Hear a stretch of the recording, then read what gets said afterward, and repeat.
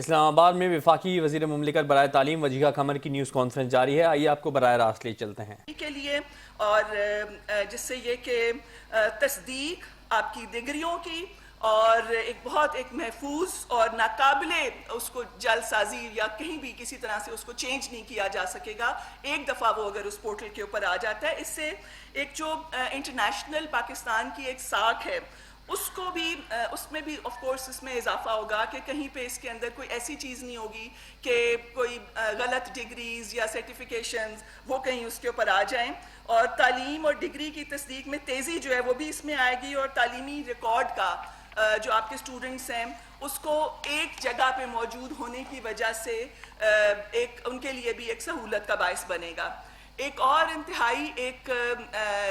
قابل قدر انیشیٹو جو کہ FDE میں لیا گیا ہے